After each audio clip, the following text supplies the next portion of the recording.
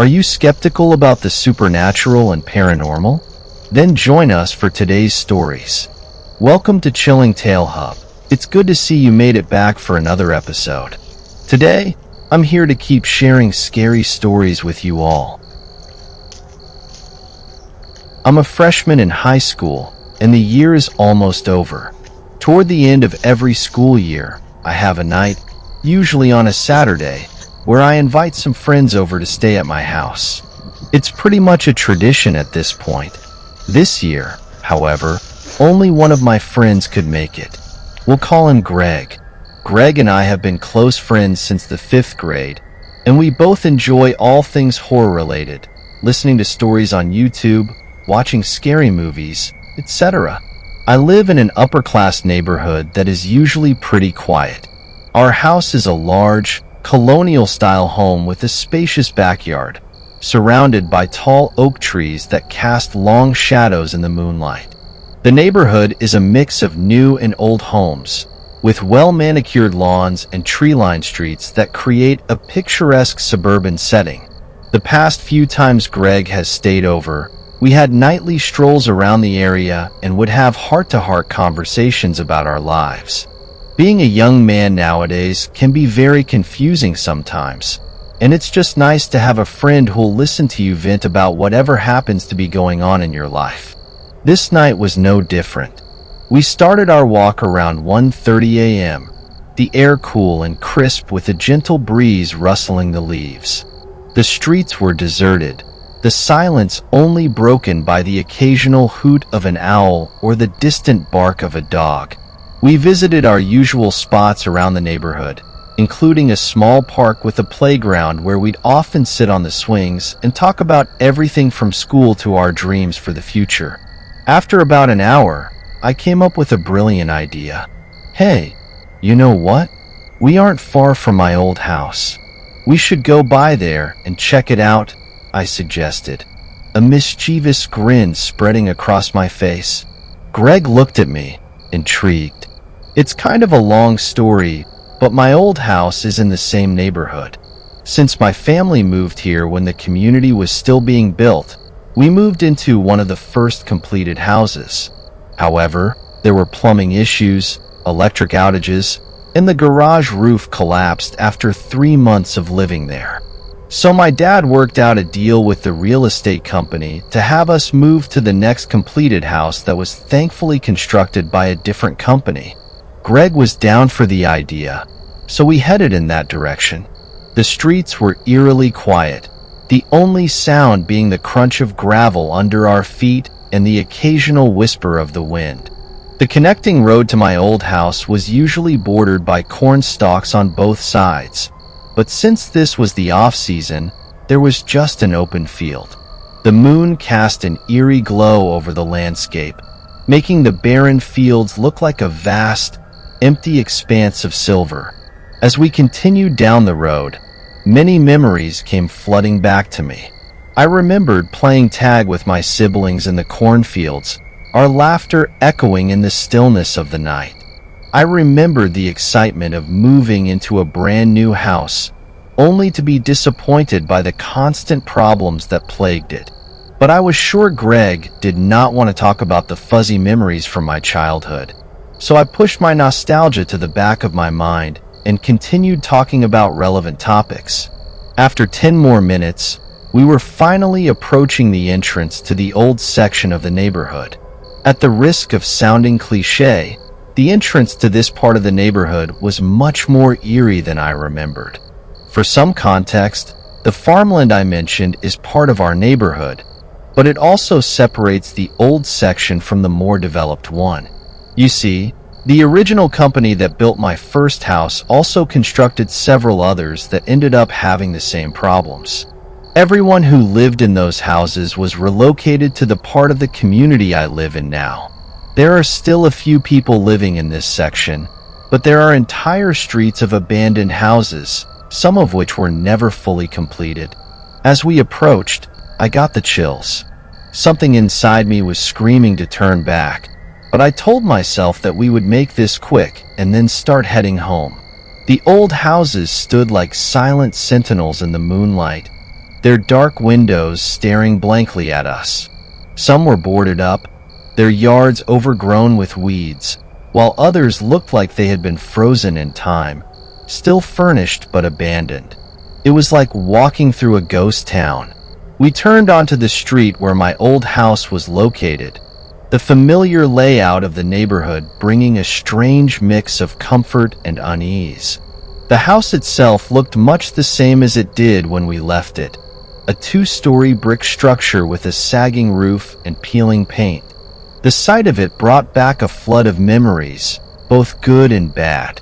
As we got closer, I heard something moving around in the nearby forest.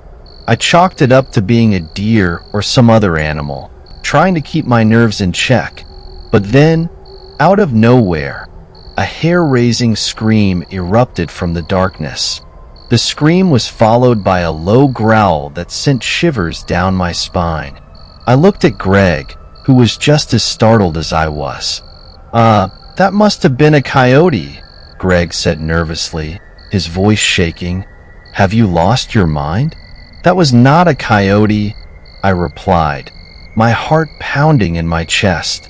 The growl was too deep, too menacing. We decided to get the hell out of there and hauled ass back to the connecting road. Once we got back to the road, we looked back and saw a tall figure standing by the entrance. The figure was enormous, towering over the trees around it.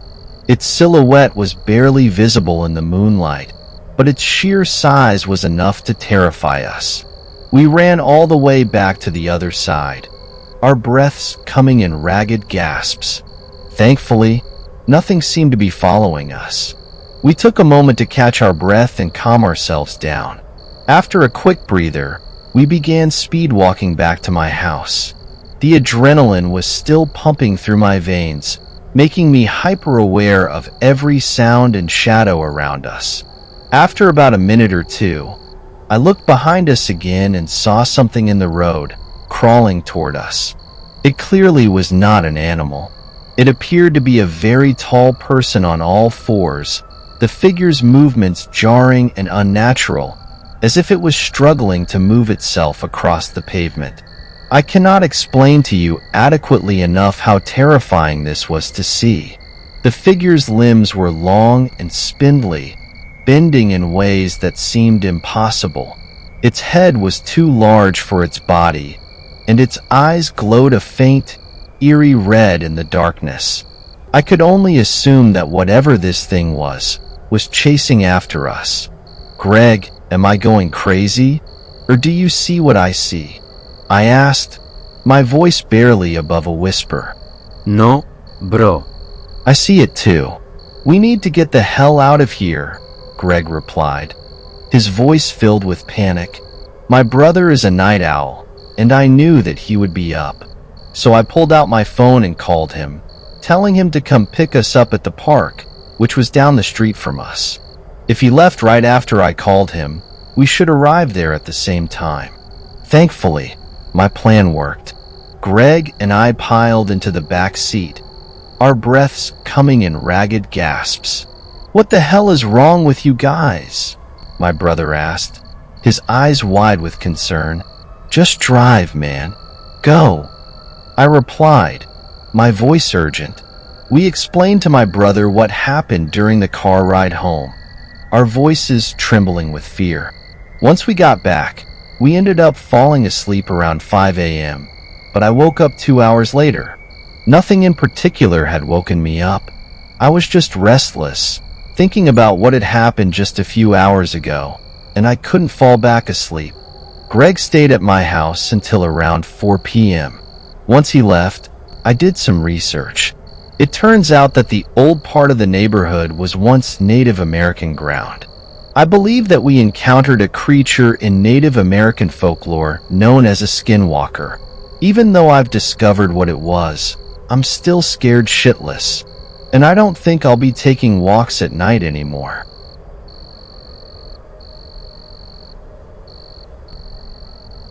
I never believed in ghosts or monsters until that night. The night we stumbled upon the abandoned ranger station deep in the woods. My name is Sam, and I was just one of a group of friends looking for a weekend getaway in nature, an escape from our routine lives filled with work and responsibilities. We were looking forward to a weekend of hiking, campfires, and laughter under the stars, but we never expected to find what we did. It was early autumn, and the forest was alive with the vibrant colors of changing leaves. The crisp air was invigorating as we hiked through the woods, our backpacks heavy with supplies for our weekend adventure.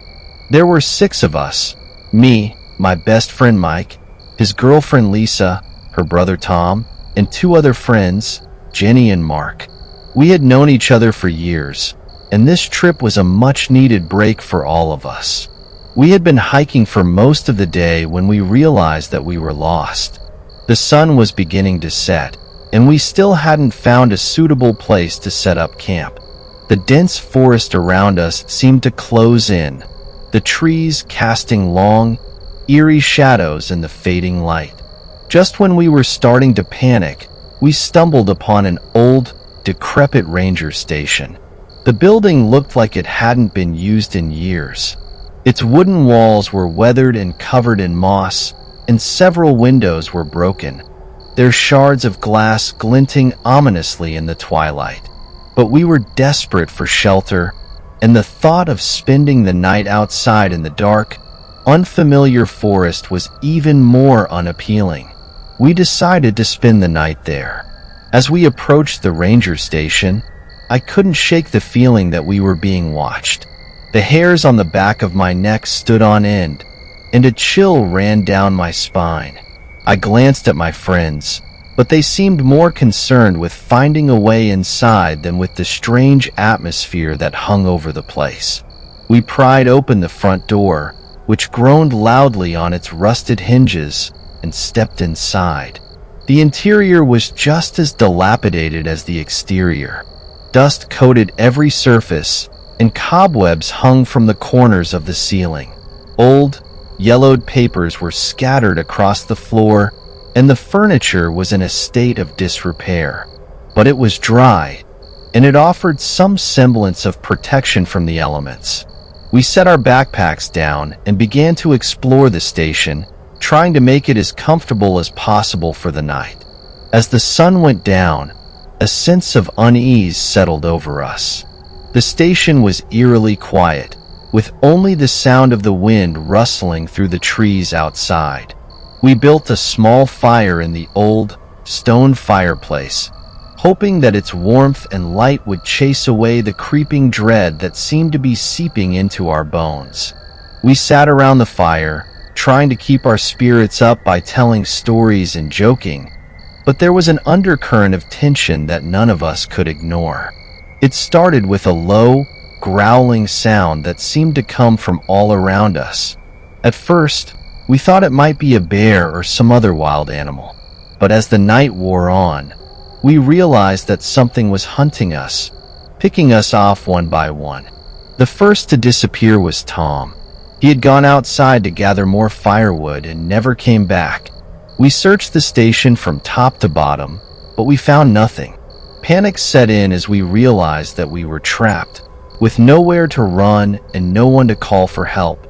We huddled together, our eyes darting around the dark room, every creak and groan of the old building setting our nerves on edge. Then we saw it, a shadowy figure lurking in the darkness, its eyes glowing with an otherworldly light. "Did you see that?" Jenny whispered, her voice trembling. "Yeah," I replied, my heart pounding in my chest. "What the hell is it?" Before anyone could answer, the figure moved closer, stepping into the dim light of the fire. It was the ranger, or at least what was left of him. He was covered in matted fur, his eyes glowing with a sinister light. His once human features were twisted and grotesque, his body contorted into a monstrous form. We tried to leave, but something was blocking our path. It was like an invisible force was keeping us inside the station, trapping us with the creature. The ranger lunged at us, and we scattered, each of us trying to find a place to hide. I dove behind an old, overturned table, my breath coming in short, panicked gasps. I could hear the others screaming, the sound of their footsteps as they ran through the station, desperately trying to evade the creature. I peered over the edge of the table and saw the ranger stalking through the room, his glowing eyes scanning the darkness. He moved with a terrifying grace, his movements quick and precise. Mark was the next to go. He had been hiding behind a broken cabinet, and I watched in horror as the ranger grabbed him, dragging him out of his hiding place. Mark's screams echoed through the station, and then there was silence. We found old newspaper clippings that told the story of the ranger who used to live there. He was known for his love of nature and his dedication to protecting the forest. But something had changed him. Something had driven him to madness.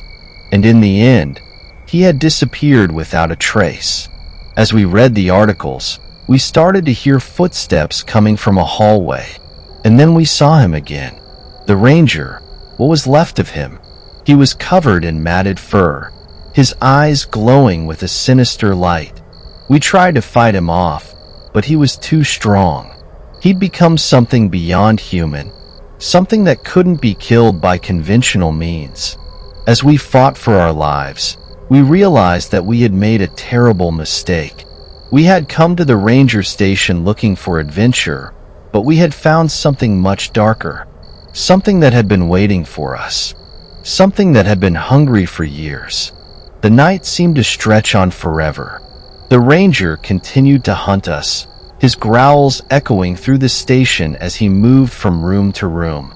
Lisa and Jenny huddled together in a small closet, their faces pale with fear. Mike and I tried to come up with a plan, but every idea seemed hopeless. The ranger was too strong, too fast, and we had nowhere to go. At one point, I thought I saw a glimmer of hope. There was an old rifle hanging on the wall, covered in dust and cobwebs. I grabbed it, my hands shaking, and checked the chamber. It was loaded. I signaled to Mike, and we crept through the station, trying to find a vantage point where we could take a shot at the creature. We found him in the main room, standing over the bodies of Tom and Mark. The sight of my friends' lifeless forms filled me with a cold fury. I raised the rifle and took aim, my finger trembling on the trigger. The ranger's glowing eyes locked onto mine, and he let out a low growl, his body tensing as he prepared to attack. I fired, the gunshot echoing through the station. The bullet struck the ranger in the chest, and he staggered back, a look of surprise flashing across his twisted features. For a moment, I thought we had one. But then the ranger straightened, the wound in his chest closing almost instantly. He let out a deafening roar and lunged at us. Mike and I were thrown across the room, the force of the ranger's attack knocking the wind out of us. I scrambled to my feet, grabbing the rifle and firing again and again. But it was no use. The bullets seemed to have no effect on the creature. We were outmatched, outgunned, and out of options. As the night wore on, our numbers dwindled. One by one, my friends fell to the ranger's relentless assault. The station was filled with the sounds of our desperate struggle, the echoes of our screams, and the growls of the creature that hunted us. The old, decrepit building seemed to come alive with the horror of the night, the shadows twisting and contorting as if they were mocking our plight. In the end, only a few of us made it out alive. We stumbled through the woods, battered and bruised, our hearts racing with fear. The first light of dawn was just beginning to break through the trees, casting long shadows on the forest floor. We didn't dare look back, afraid of what we might see. As we reached the edge of the forest, we collapsed, exhausted and traumatized. The safety of the open field felt like a sanctuary, a stark contrast to the nightmare we had just escaped. We sat there in silence, our minds struggling to process the events of the night. I glanced at Lisa and Jenny, their faces pale and haunted. Mike sat with his head in his hands, his shoulders shaking with silent sobs. We had all been changed by what we had experienced, the terror of the night leaving a permanent mark on our souls. Eventually, we made our way back to civilization. We went to the authorities, but our story was met with skepticism and disbelief. They conducted an investigation, but the ranger station was empty when they arrived, the bodies of our friends nowhere to be found. It was as if the nightmare had never happened, as if the forest had swallowed up the evidence of our ordeal. We were left to cope with our trauma on our own, the memory of that night a constant presence in our minds. The ranger station in Ozark National Park became a place we never spoke of, a dark chapter in our lives that we tried to bury. But the nightmares persisted, and the fear that the ranger was still out there, lurking in the shadows of the forest, never truly left us.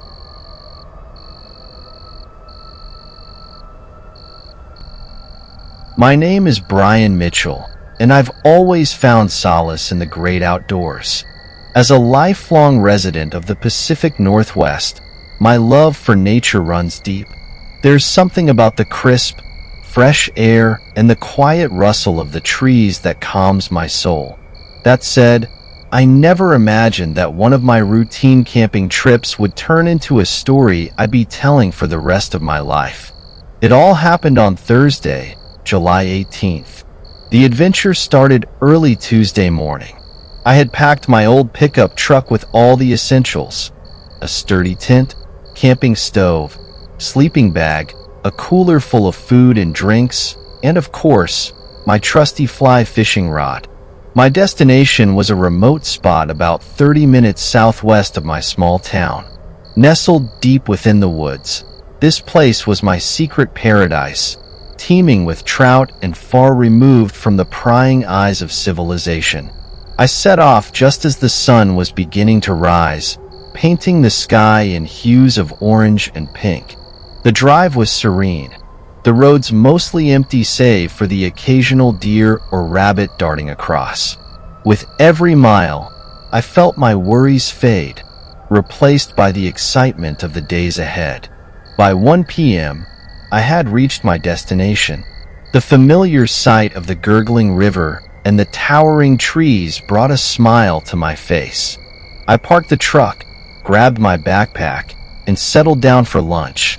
A Subway sweet onion chicken teriyaki sandwich, my absolute favorite.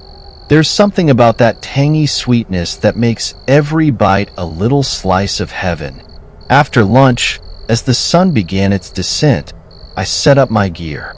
My fly fishing rod was primed and ready, and I waded into the cool, clear waters of the river. The evening was perfect for fishing, the water shimmering in the golden light of the setting sun. Within 20 minutes, I had caught 2 beautiful rainbow trout. Their scales glistened like precious jewels as I reeled them in, and I couldn't help but feel a sense of pride. As night fell, I made my way back to camp. I had brought 2 ice coolers, one filled with Budweiser, the other with soda, bottled water, and a tray of sandwich fixings. I cracked open a cold beer and sat by the campfire, enjoying the peaceful solitude. The stars above were brilliant, each one a tiny beacon of light in the vast, dark sky. I filleted one of the trout and cooked it on my small propane grill. The aroma of fresh fish mingled with the smoky scent of the fire, and my stomach rumbled in anticipation. Dinner was delicious, the trout tender and flavorful. With a few more beers to wash it down, I felt content and ready to turn in for the night. The next day was much the same. I spent the morning fishing and exploring the surrounding woods. The air was filled with the sounds of nature, the chirping of birds, the rustle of leaves, and the gentle flow of the river. I caught a few more trout and enjoyed another night by the fire, the glow of the flames casting dancing shadows around me. It was an even better night, the tranquility of the wilderness seeping into my bones. But then came Thursday. The day started like any other, with a light breakfast and a few hours of fishing.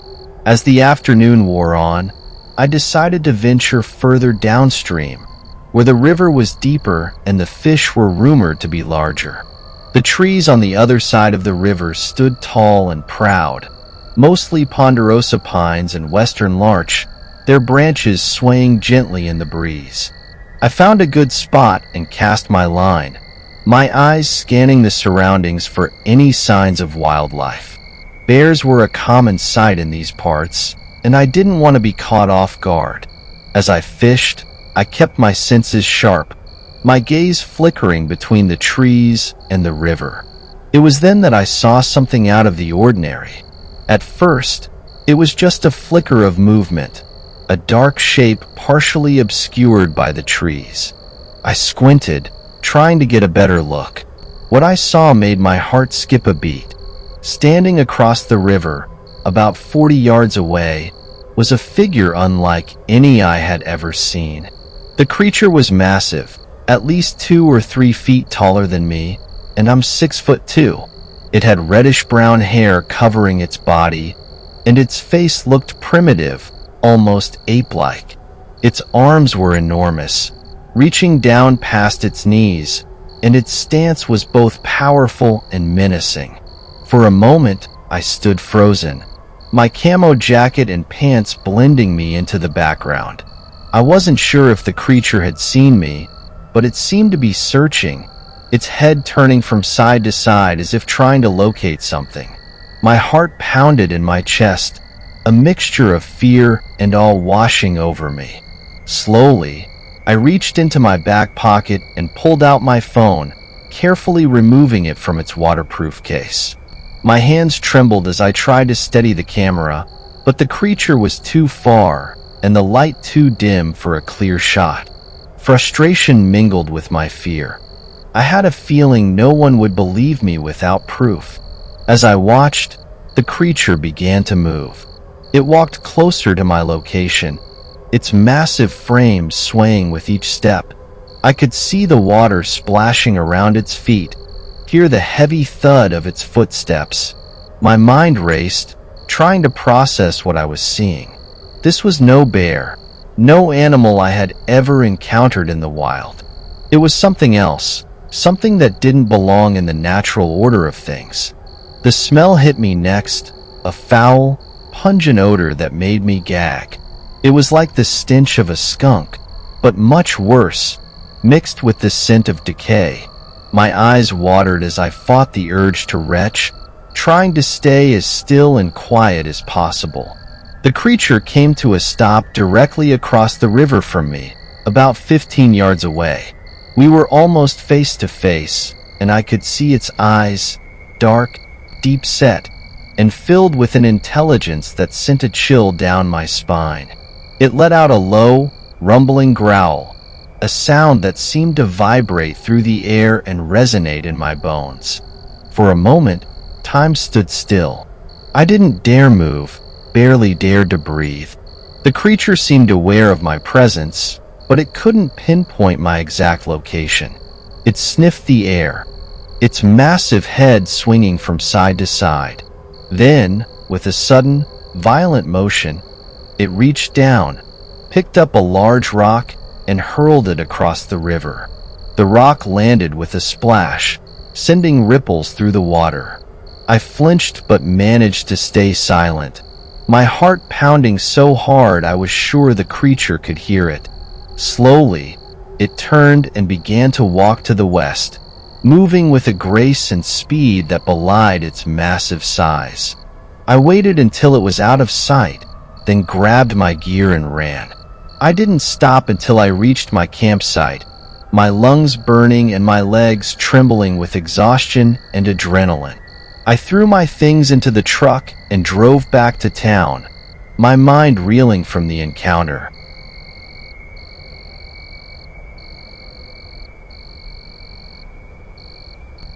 I've spent a large chunk of my life working as a pack trip outfitter ranch hand, deep in the heart of national forests, where the trees grow dense, the air is crisp, and the solitude is both a balm and a challenge.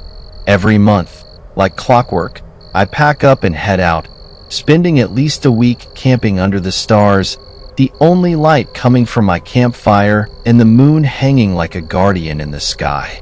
Lately, I've taken up dog mushing, a pursuit that pushes me outdoors in times when the cold bites and the darkness feels impenetrable. My routes take me further into places most people would never dare venture, places where silence reigns and nature holds sway. A 25-mile horse trip might seem daunting to many, but for me, it's just the beginning. I push my limits, covering 40 to 80 miles a day to get my dogs in shape for the Iditarod and Yukon quest. These aren't mere jaunts. They're grueling tests of endurance, both for me and my dogs.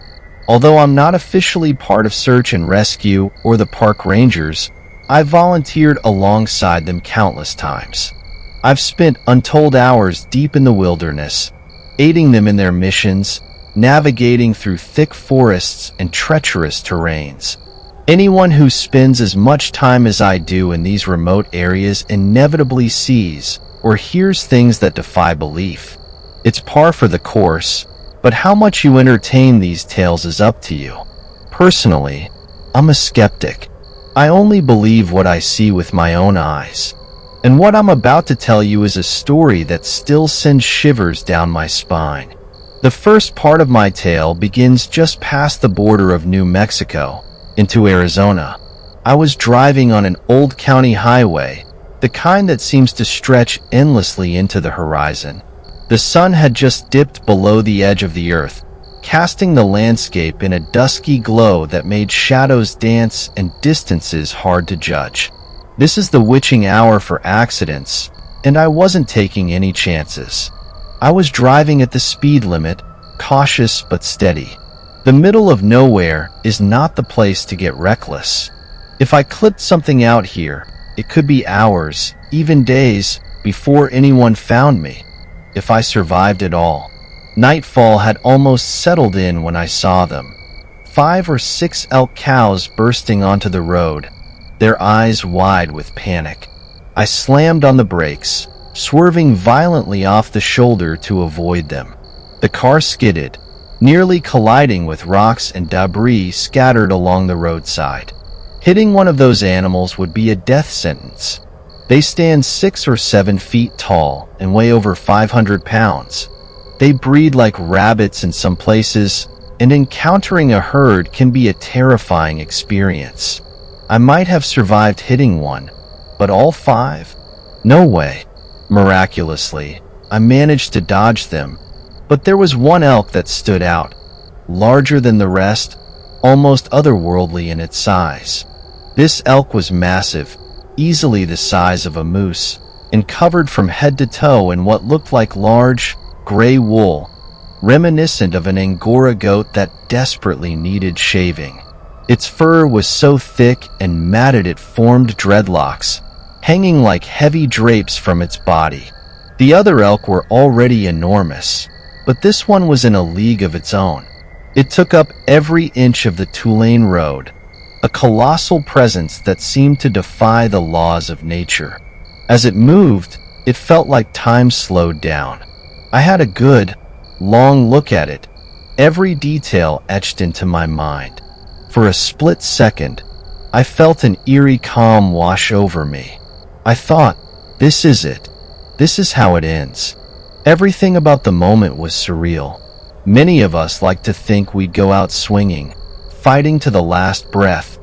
But when faced with the inevitable, there's a strange peace that settles in.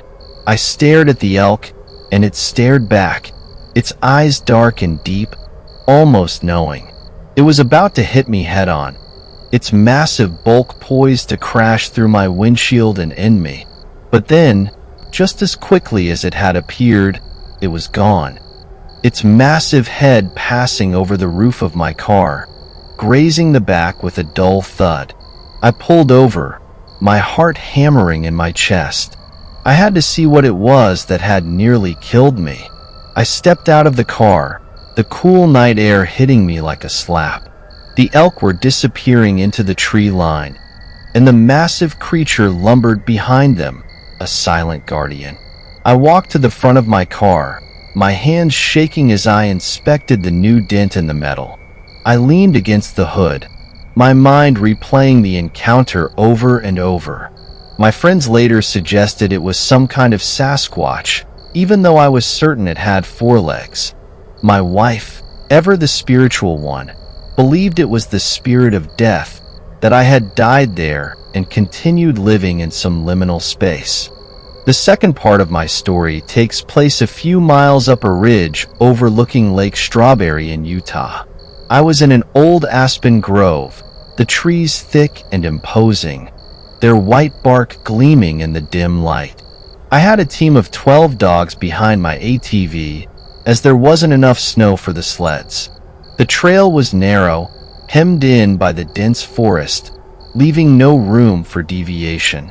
It was a late, cold night, and we were on the final stretch back to base camp, a thought that filled me with relief. Suddenly, I saw it again, running alongside us, moving with the same eerie grace and power. This creature, like the one I had seen in Arizona, was massive, its fur matted and thick, moving effortlessly through 3-foot snow drifts. It was barreling toward us at an angle, and if we kept going, we'd collide in about 50 yards. Panic surged through me. I couldn't stop the team, couldn't risk the dogs getting tangled in the trees. I had to keep moving, had to put some distance between us. I reached for my gun, a 6-shot .357 revolver, and fired a warning shot into the air, hoping to scare it off. The bullet hit some branches, and I glanced back at the creature. It veered into the trees and disappeared, but the fear lingered. For the rest of the ride, every shadow seemed to hold menace, every rustle a potential threat.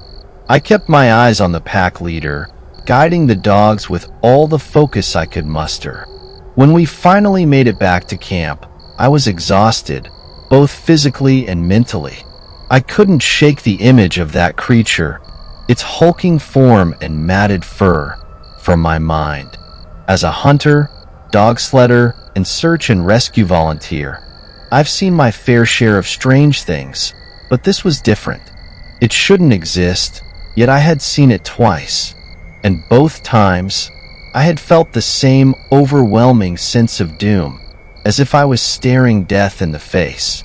Days later, I couldn't stop thinking about those encounters. The wilderness has always been my refuge, a place where I felt at home. But now, there was a lingering sense of unease, a feeling that something out there defied explanation. I talked to other outdoorsmen, shared my story with anyone who would listen. Some dismissed it as a trick of the light, a figment of my imagination. Others, however, looked at me with the same haunted expression I had seen in my own reflection. I decided to delve deeper, to learn more about what I had encountered. I spent hours poring over books and online forums, looking for any mention of similar sightings.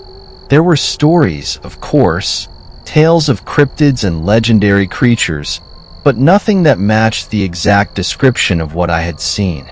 It was frustrating and fascinating in equal measure. The more I learned, the more questions I had.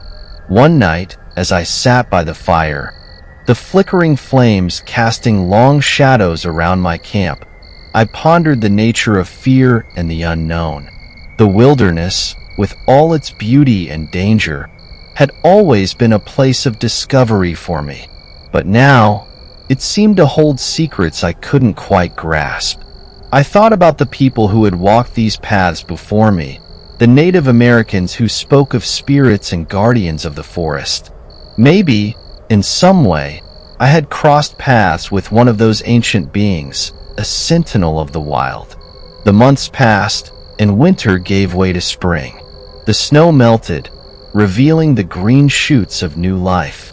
I continued my routines, preparing my dogs for the next race, camping in the deep woods, always with a watchful eye on the shadows. The memory of those encounters never left me, but I learned to coexist with the mystery. It became a part of my story, a chapter in the ongoing saga of my life in the wilderness.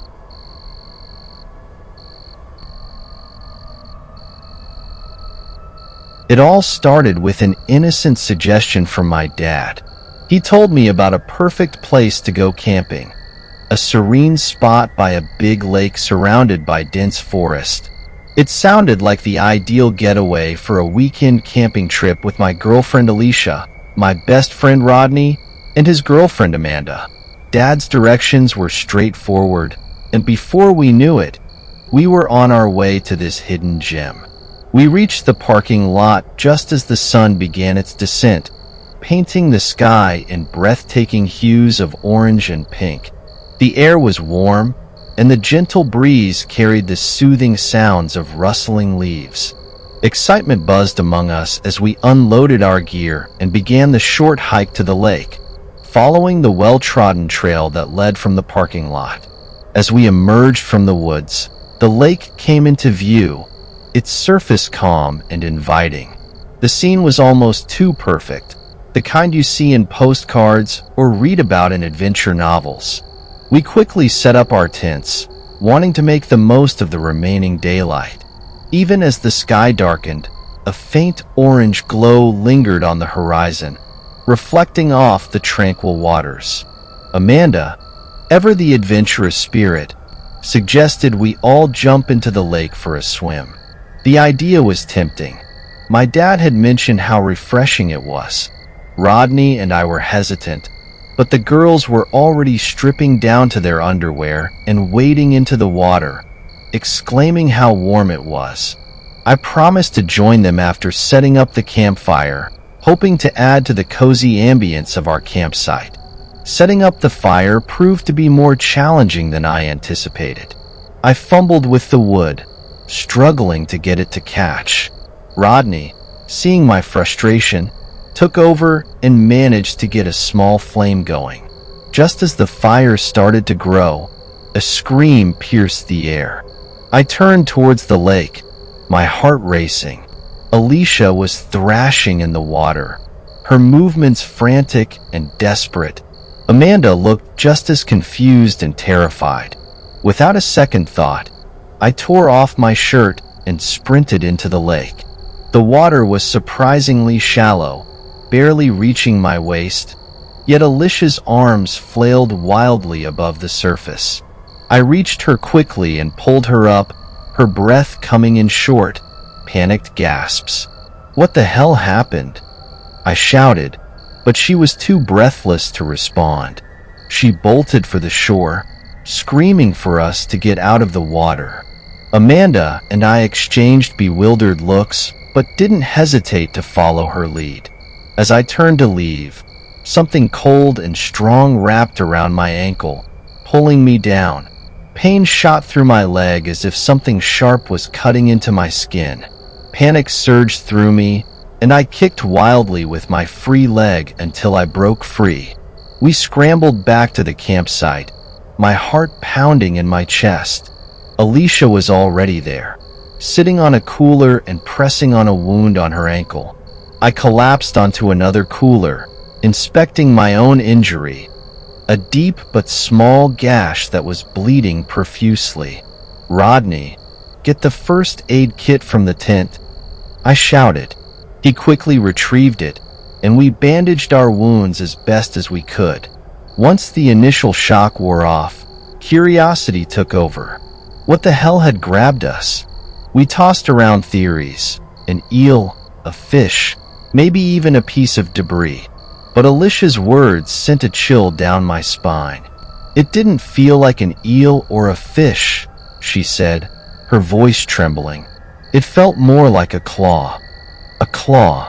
The thought was ridiculous, yet the terror in her eyes made it impossible to dismiss. We tried to reassure ourselves that whatever it was in the water, and we were now safe on land. The sun had fully set, and darkness enveloped the campsite, with only the flickering campfire providing light. We cracked open a few beers, trying to shake off the unease. Conversation flowed, drifting from mutual friends to college plans.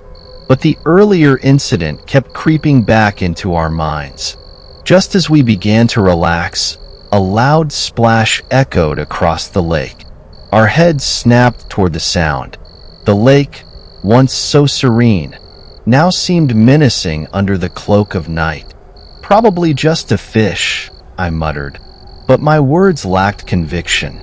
Moments later, another splash, louder this time, sent a shiver down my spine. It sounded like someone, or something, was wading through the water. The girls urged us to check it out. Rodney and I grabbed our flashlights and cautiously approached the lake's edge.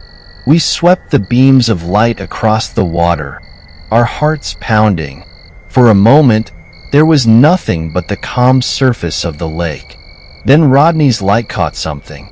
"What's that?" he whispered, his voice tight with fear. In the water, about 20 yards out, was what looked like a head. It was difficult to make out, but the eyes, those eyes, reflected the light, staring back at us with an unsettling intensity. The head began to rise slowly, water streaming off its form. Panic surged through us. "Go to the girls. Now!" Rodney yelled. We sprinted back to the campsite, grabbing our important belongings.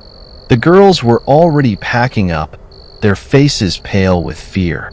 We didn't waste any time, racing back down the trail to the parking lot. The darkness felt suffocating, and every rustle in the bushes set my nerves on edge. We reached the car, threw our gear inside, and sped away, hearts racing. The ride back was a blur of fear and adrenaline. None of us spoke much, each lost in our thoughts, trying to process what had just happened. The next morning, I returned with my dad to retrieve the tents and other gear we had left behind. The campsite was a mess. The tents were shredded, coolers overturned and scratched. Whatever had visited our camp last night had left its mark. I showed my dad the gash on my ankle and recounted the events, hoping he could provide some rational explanation. But he just shook his head, a look of concern and confusion on his face.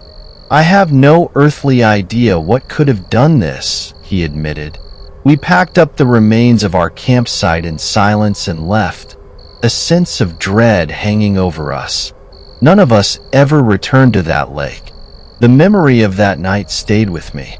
And as for Alicia, Rodney, and Amanda, we all stayed close, bound by the shared experience of that fateful night.